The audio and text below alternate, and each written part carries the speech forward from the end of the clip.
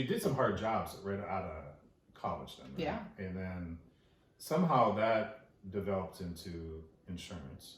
Well, so I had a neighbor that worked for an insurance company, and I was For like a carrier or an agency? Brokerage firm. Okay. And so I, at the time, every job I've ever had, I've always ended up in management. So at the time, I was managing a large chain jewelry store here in Minnesota. Okay. I was one of the many managers they had. There was like 4 managers and then a regional, and I was one of the 4 store managers. And I was just getting burnt out. It wasn't for me. Retail hours. Yeah. Well, and not only that, but just the culture of the retail industry was not for me. And when I hear management too, I think a lot of times you get stuck in almost like a babysitter. Yeah. Position. Yeah. Yeah. Don't do that. Right. Yes. And for me, I'm very much so. I like to help people, and I like to reward people for what they do. And this particular chain of stores did not feel that way. It was very much so, we're going to reward the people at the top, and the people who are actually out walking the floor for 10 hours a day on carpeted concrete, they're fine. They're a dime a dozen. And that just doesn't work with my personality type, especially having been that person that walked so I was always in a constant clash. Yeah, so, I'm with you. I mean, sure, this is an entry-level position, right? But that doesn't give you a right to treat them like crap. And without them, you're out of business. And I literally out of business. I literally said that once in a meeting where they said that they were going to give all the managers raises, and I'm like, well, what about the staff? And they're like, well, no, because you guys run. And I'm like, no, because without them, we wouldn't be here. Yeah, exactly. Like our store would not have made this amount of money to get this whatever, I can't even remember what they called it now, bonus or whatever. I'm like, we wouldn't be there without these people. Yeah. And oh man, they're like, Are you crazy? Oh, I was getting beat up on all sides, and that was the end for me. That one was the end for me. I'm like, that's not my personality type. I can't take advantage of people like that. Yeah. So well, good for you. I went home, and I went across the street to my neighbor who was my friend, and I'm like, do you know anybody in your building that's hiring?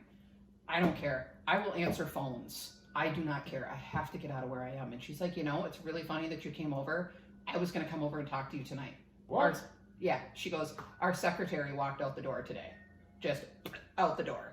Crazy. She's like, and she goes, I know you can type. She goes, I know you can write well. She goes, would you be willing to just come and answer the phone and do stuff? And I said, well, sure. And she goes, okay, well, we hired a temp just for a week or 2 so that we can get all the paperwork and everything shuffled around. She goes, hand me your resume, I'll bring it in tomorrow, and then we'll call you. So I emailed her my resume, and she calls me. She's like, hey, can I come over quick? And I'm like, sure. She's got the owner of the company, who she's friends with, on the phone. And he's like, well, our secretary was the sister to one of our underwriting assistants. Secretary left, sister left. Oh. So they're like, now we have 2 positions open. Oh.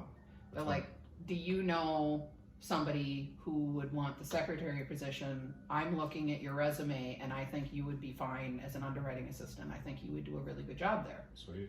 And I was like, if you're willing to hire somebody without the experience, I'm willing to give it a go and try and learn. And I don't have a problem with that. And thus started my insurance career. How old were you at the time?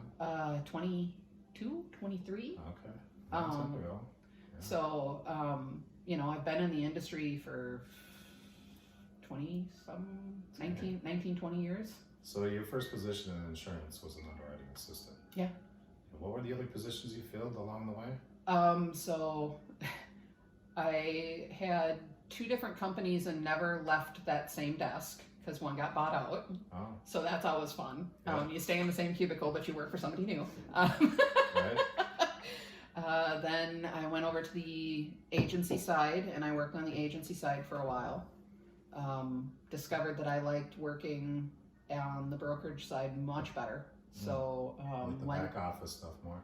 Yep. So went back over to the brokerage side because I don't know if it's the fact that I wanted to be a teacher. I love being able to teach people. This is why we do this. Yeah. And so I ended up back at a brokerage firm And then I knew some folks over at MWCIA, and they had an underwriting position open.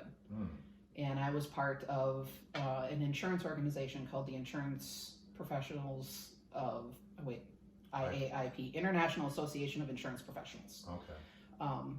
Sorry, guys. I'm no longer a member there, but I had a lot of contacts. And so they said, hey, can you blast this out to your contacts? Because, we're looking for somebody. And so I did. And so I was, I had somebody who worked at MWCIA that was part of it with me. And I happened to be the regional vice president at the time. So they were like, hey. And finally they called me up and they're like, why are you not applying? At the MWCA? Yeah. Okay. And I said, because I like my job. Like, I really do. Like, I love the agents that I work with. I have a great rapport with them. And again, this was at the brokerage you were at? Yeah. Okay. And I said, I built up my book of business. I get along gangbusters with my underwriting assistant. Like stuff's going good. Like, I don't want to rock the boat. Yeah. And they're like, no, we really think you're the one. Like, we need you to come over and interview.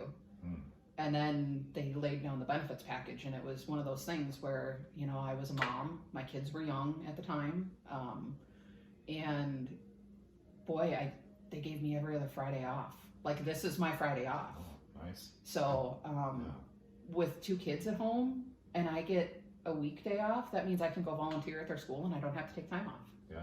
That means I can go pick them up from school. Yeah. It's all these little things, and just, they wouldn't have even had to pay me better, but they did. But just that extra day off. Brandon, don't watch that. Yeah, Brandon. But and it's just been, I can't say enough great things about it. With everything I've done in the insurance industry, I can say definitively that there is not one other industry that offers so many opportunities to people.